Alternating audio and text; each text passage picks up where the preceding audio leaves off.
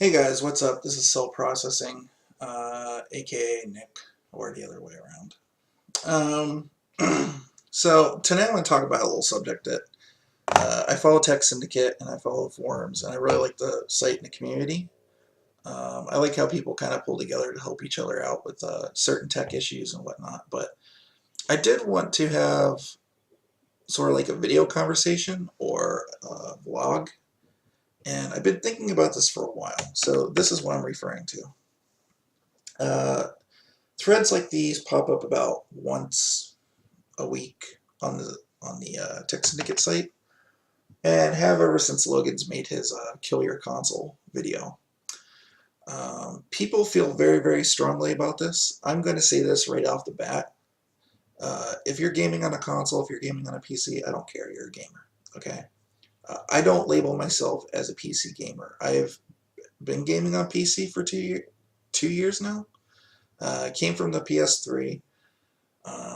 Do not personally care what you're doing. I just have some interesting observations I'm gonna share.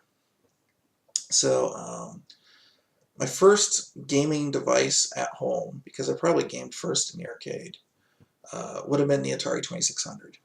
And the Atari 2600 in 1977 was $300, which when you take inflation into account today of what people make, and all that fun stuff, be an equivalent of $700 today is what it cost.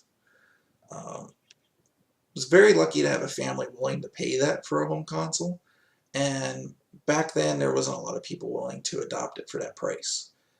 However, a console did serve a purpose. When you take into account that owning a computer that could play games was literally thousands of dollars, way, way, way, way more expensive than a console. So the console's purpose was to offer home computer games for super cheap, or not super cheap, but a cheaper alternative. But there were some people who were like, I could play games like one day a week and be perfectly fine, and I can do that for 20 bucks at the arcade. And that's kind of what the purpose of the arcades were for people that were on a budget, and we're never going to be able to save up like $700 for a console. As time went on, though, the 2600 became cheaper and cheaper and cheaper, and even as we went through console generations, we kind of saw this thing where, like the old console would be a little bit cheaper than the new one, but then it would tick down, and then a new one would come out, be a little bit up here, and it would tick down. And honestly, the prices of a new console each and every time got cheaper and cheaper. And eventually what happened is the arcade business, which was basically there to facilitate people that were not able to pay upfront for that, um, it's pretty much dried up and gone away in the United States. It just has no place. People aren't really interested in going out to do a whole lot of things anymore. I don't know what that says about our society, but in Japan it's still thriving because people still want to go out and socialize and do that sort of thing. And there are some people here that still want to do that. We have some niche areas, like in Seattle, we have actually, a couple places you can go play pinball or arcade games or whatever. Um, but honestly, it's just like really that industry's really dried up, and so that got me to thinking about where consoles' place are now. And consoles still back when the PS3 and Xbox, even with the PS3's exorbitant $600 price, you were getting a pretty good bang for buck compared to what you could get on a PC. The price was still pretty up there. The other issues with PC at the time when the PS3 was coming out was there wasn't an easy way to use controller, and not a ton of games supported controller on PC. It was mostly mouse and keyboard, and there's just people that are not going to be comfortable ever with a mouse and keyboard. That's just a fact. Um, and although I think it's pretty easy to adapt, just the way people are just willing to stick with their own thing. So we're looking at the transition from the old consoles to the new ones in the 8 years it's taken since then. The new consoles are using technology. It's pretty much on par with what PCs are.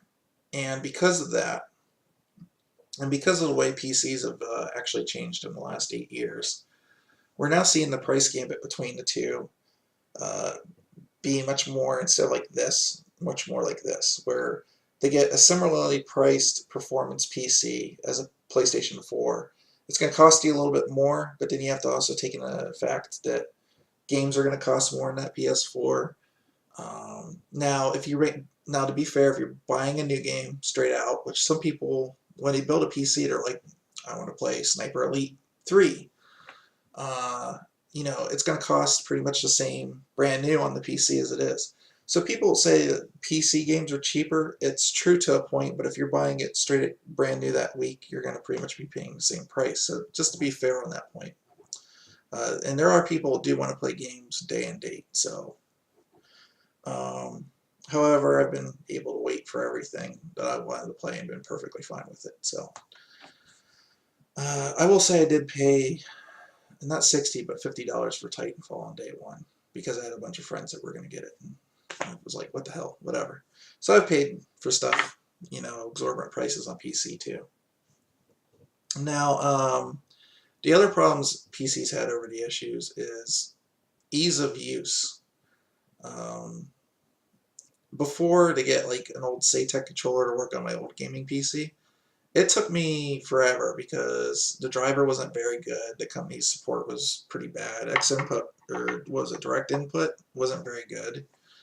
And back in the DX9 days, I remember having a SATEC controller trying to play some old emulators or something like that, and the thing would just stop working on me, and I'd have to like reload the driver. It just like the driver just went up and missing in Windows somewhere for no apparent reason.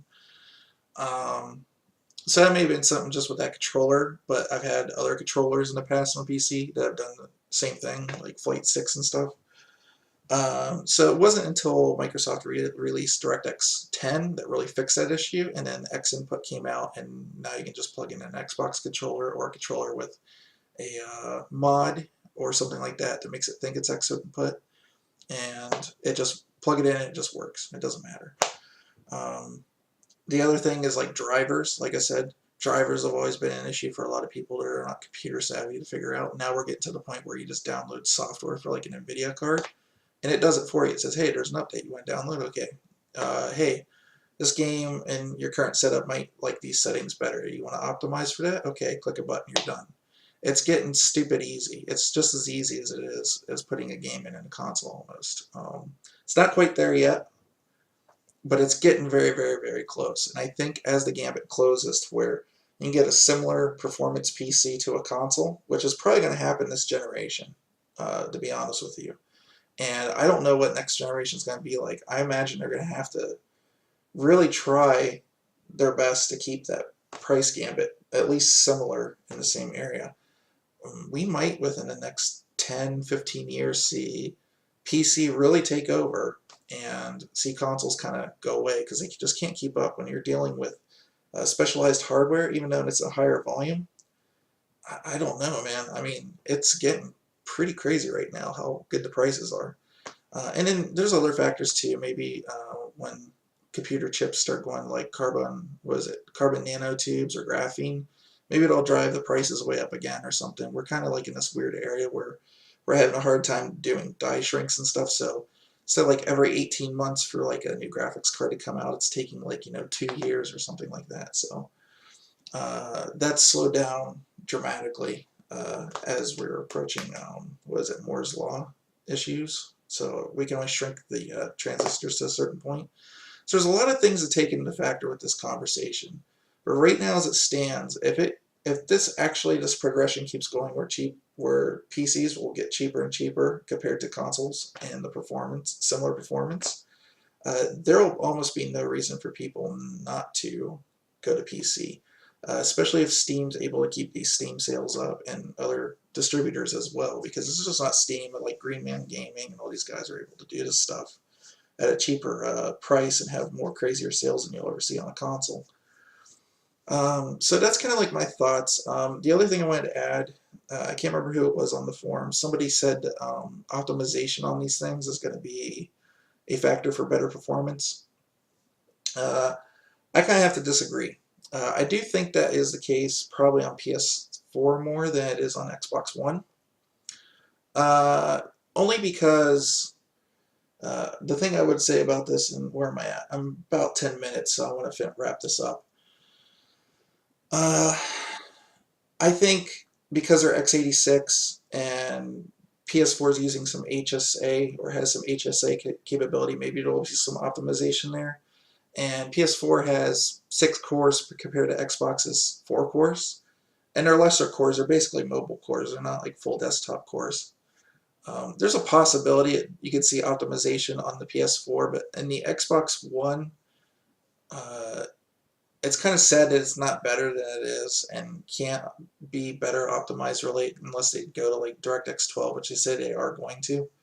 But PCs are going to see that same performance boost day and date. So maybe they'll learn some extra things about the way like AMD modules work together or whatnot, and then they'll help people with AMD APUs or something like that. But anyways, that's just the way it is. And the other thing I want to say too, one last thing before I go. This guy's complaining that his $400 PC build is not maxing out games. Of course it's not maxing out games. Like, the most expensive graphics card on the market is a $3,000 one, which is really kind of a waste as far as I'm concerned. It depends on what resolution you want to play at, what frame rate you want to play at. If you're building an APU system, expect to play at 720p on a lot of games for like good settings. That's just the way it is. It's a modern APU is still not comparable to even like it's definitely not comparable to a PS4, certainly not comparable to a Xbox One, although if you overclock it, you may get similar results. I haven't really messed with the new APUs. I will say that my system cannot max out every game. I can't max out like Far Cry 3 and some of the crazier games. I quite frankly don't care. I can play those games at 1080p with good anti-aliasing, whether it's fast approximate or 2 times MSAA, and still get like 60 frames a second most of the time. And I just don't care. As long as the game's fun, that's what matters to me. I'm not a huge graphics whore. I got a 760 in my machine, and my gaming machine in my bedroom here that I'm using to record this on is quite literally one of Logan's original Kill Your Console machines. It was a AMD A10 APU, and I'm still using that for the processor, and it works just fine. There's going to be people out there that care about graphics, and for them, the thing I got to say, put your money where your mouth is, double down and spend super expensive amounts for graphics processors and all that crap, but at the end of the day, and I like 1080p, I like 60 frames a second, but at the end of the day, I cut off at a certain point. I don't need to have like uber stupid high-end graphics for everything. I just don't care to that kind of point. I just want to play the game and experience the game, and I don't think having a little bit of extra ambient occlusion or high-end like multi-sample anti-aliasing is really going to change my experience of it all that much. That's my point of view. That's not everybody else's point of view. That's just the way it is. So you got to, when you're looking at this kind of stuff, you got to take your own point of view into it. You got to take your own opinions of it and just make up your own educated guess. And quite frankly, Tech Syndicate, I was able to form with their knowledge and talking about like things like mods and all this other PC exclusive stuff. I took that all into account and made up my own damn mind, and that's what everybody else should do. So with that said, this has been a pretty long response, and I hope I hear from you guys. And sorry I've been foaming at the mouth, but this stuff is really foamy. I will see you around on the forums, and hopefully maybe game will see you guys soon on Steam or something, okay? Catch you later.